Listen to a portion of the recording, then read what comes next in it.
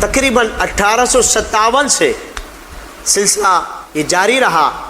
بہادر شاہ ظفر جو تھے وہ بھی ایک مسلمان حاکم تھے، ان سے کیا کیا تھا، انگریزوں نے چھینا اور یہاں پہ حکومت قائم کی اور ان کو بھی بڑی تکلیفوں میں رکھا، ان کو جو ہے آزمائشوں کے اندر، پریشانیوں کے اندر رکھا، ان کے گھر کو قید خانہ کر دیا، پھر رنگون کی طرف لے گئے، کالا پانی میں لے گئے۔ یہ سب تکلیفیں تھیں۔ اگر ایک ہی ساتھ رہ سکتے تھے تو پھر ایسا ظلم ستم نہ ہوتا ان کے ساتھ بھی۔ ان کے بچوں کو جب صبح ناشتہ پیش کیا جاتا تھا تو ان کے بچوں کے سر کاٹ کے ان کے سامنے رکھے جاتے تھے۔ تو یہ بتایا جا رہا ہے کہ تاریخ جو ہند اور پاک کی جو اصل تاریخ ہے وہ بڑی دردناک تاریخ ہے، بڑی تکلیف زدہ تاریخ ہے۔ اللہ حضرت امام ربانی رضی اللہ تعالیٰ عنہ اس وقت میں جو اکبر بادشاہ تھا اس کے گھر میں بھی ہندوازم اور مسلمان کوئی فرق ہی نہیں رہا تھا۔ اس وقت بھی امام ربانی رضی اللہ تعالیٰ عنہ نے دو قوم اس نظریے کو رکھا کہ مسلمانوں کا جو ہے غیر مذہب کے ساتھ نکاح اور شادی اور یہ سب چیزیں جائز نہیں ہے۔ امام ربانی رضی اللہ تعالیٰ عنہ نے بھی اس کے خلاف جہاد کیا، پھر اکبر بادشاہ کے سامنے جہاد کیا، یعنی کہ باطل کو باطل جانا، باطل کو حق کے ساتھ نہیں ملایا۔ ہاں، جاہلک ذاک الباطل ان الباطل کان زہوقا، حق آیا باطل مٹ گیا، بے شک باطل کو مٹنا ہے۔ تو یہی قومی نظریے کو لے کے علامہ اقبال رحمۃ اللہ تعالی علیہ اٹھے کہ پہلے قائد اعظم علامہ اقبال رحمۃ اللہ تعالی علیہ پہلے خود کانگریس کی طرف اس طرف تھے کہ ان کا پہلے تو مقصد یہ تھا کہ انگریزوں کو اس ملک سے بھگایا جائے، یہ جو ہند کا حصہ تھا یہاں سے انگریزوں سے آزادی کرائی جائے۔ جب علامہ اقبال رحمۃ اللہ تعالی علیہ تبدیل ہوئے، ان کا نظریہ چینج ہوا 1905 میں، اور انہیں قائد اعظم محمد علی جناح رحمۃ اللہ تعالی علیہ کو طرف راغب کیا۔ ان دو قومی نظریے کے عین مطابق قائد اعظم محمد علی جناح رحمۃ اللہ تعالی علیہ کو قائل کیا، ان کو اسلام کی تعلیمات کی طرف متوجہ کرایا۔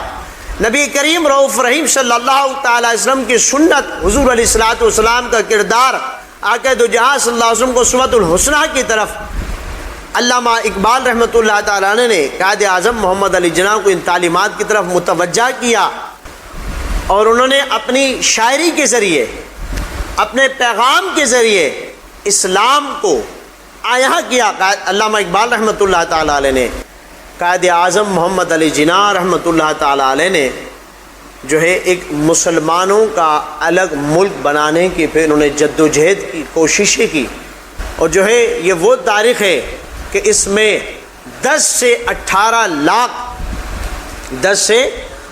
لاکھ مسلمان اس تاریخ میں شہید ہوئے، اس جد و جہد میں شہید ہوئے۔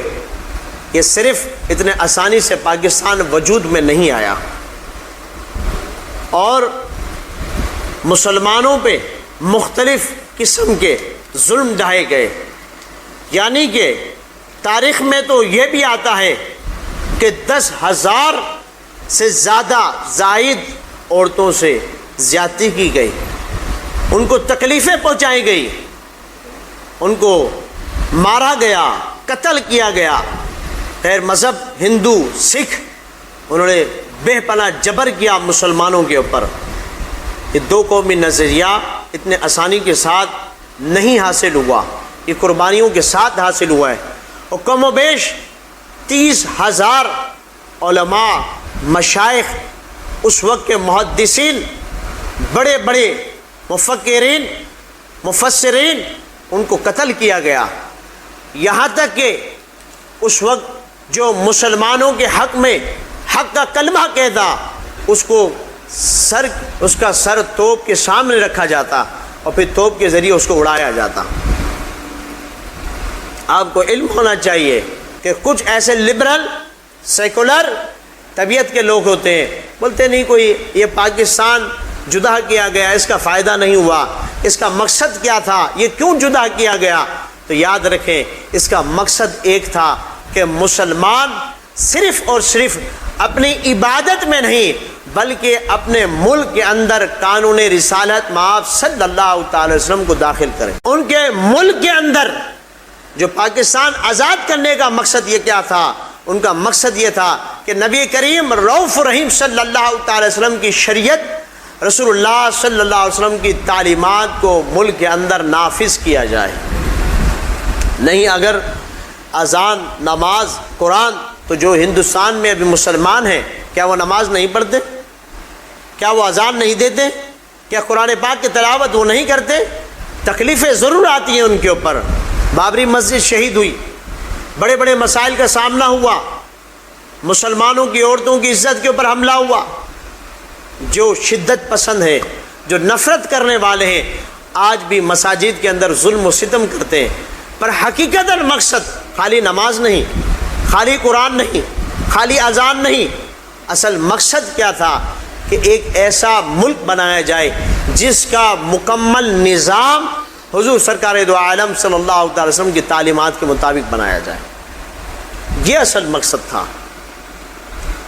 جب پاکستان وجود میں آیا اور جو پہلی ٹرین پاکستان میں آئی تو کم از کم 1.5 سے 2 لاکھ مسلمانوں کو شہید کر کے پاکستان جب بنا، وجود میں آیا 1947 کے اندر، اس کے بعد ان کو بھیجا گیا۔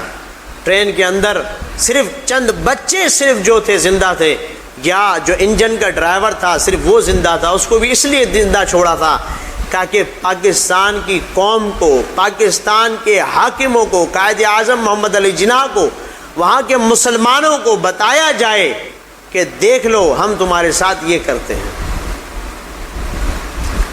پر افسوس کہ ہم جس وجہ سے پاکستان وجود میں آیا، جس وجہ سے پاکستان منایا گیا، ہم نے وہ چیز حاصل نہیں کی۔ یہ رقص، یہ ناچنا، یہ ڈانس، یہ رسومات، یہ مذہب اسلام کی نہیں ہے۔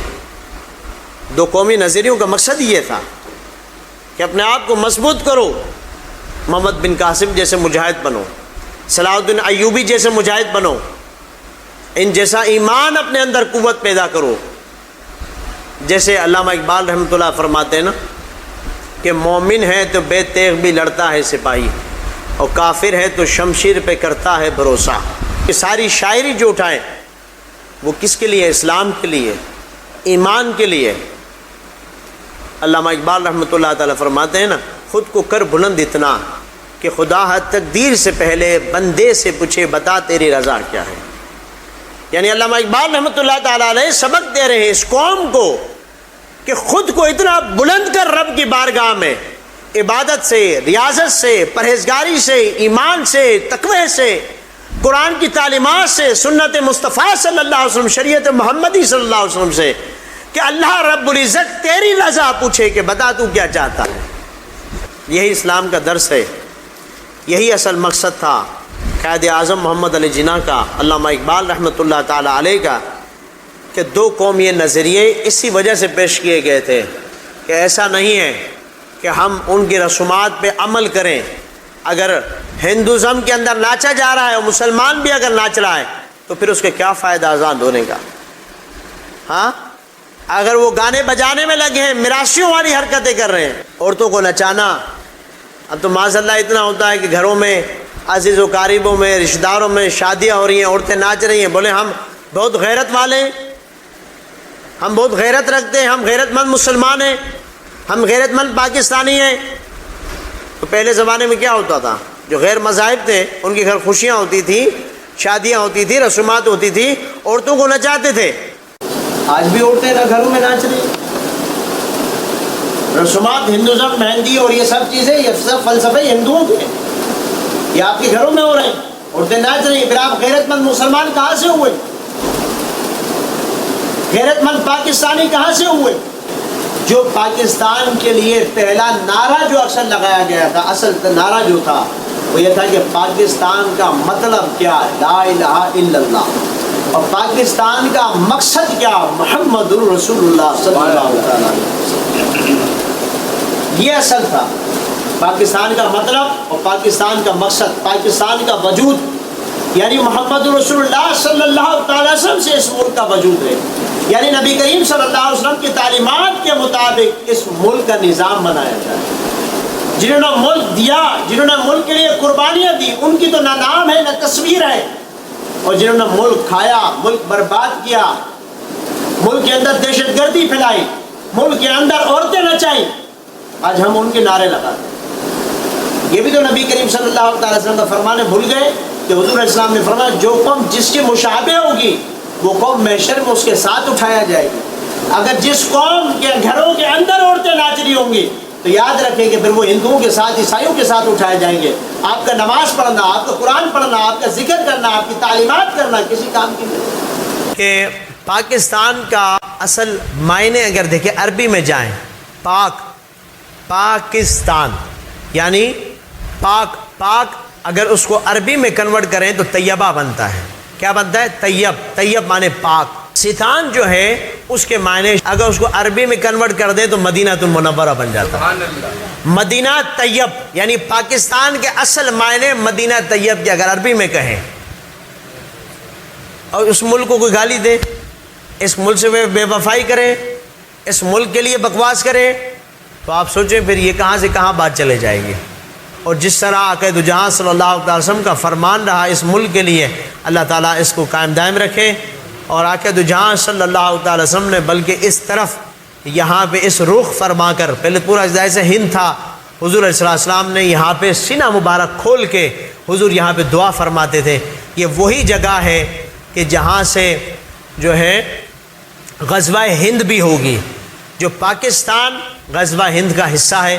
اس کو رسول اللہ صلی اللہ علیہ وسلم کی دعا ہے، اور جس کو رسول اللہ صلی اللہ علیہ وسلم کی دعا ہے، ہمارا ایمان ہے کہ وہ ملک کبھی ختم نہیں ہو سکتا، نہ انشاءاللہ نظام ختم ہوگا۔ اللہ تعالیٰ بس یہ دعا ہے کہ خدا تعالیٰ یہاں کے نظام کو نظام مصطفیٰ میں تبدیل فرمائے، اور جہاں یہاں پہ انگریزوں کا نظام ہے، یہود و نصارہ کا نظام ہے، جو کلچر ہے وہ ختم ہو کے اسلامی نظام میں اللہ تعالیٰ اس کو منتقل فرمائے۔ پاکستان زندہ باد، پاکستان پائندہ باد۔ پاکستان کا مطلب کیا؟ لا الہ الا اللہ۔ پاکستان کا مقصد کیا؟ محمد رسول اللہ صلی اللہ تعالیٰ علیہ وسلم۔ قتل حسین اصل میں مرگ یزید ہے، اور اسلام زندہ ہوتا ہے ہر کربلا کے بعد۔ جو ہے حضرت امام حسین علیہ السلام کی تعلیمات، جو ہے امام حسین علیہ السلام کا کردار، اس کی اس ملک کو ضرورت ہے۔ اگر یہاں پہ کردار حسینی ہو، کردار حسین علیہ السلام ہو، امام حسن علیہ السلام ہو، تو خدا کی قسم مکہ اور مدینے کے بعد دنیا میں سب سے بڑی نعمت پاکستان ہے۔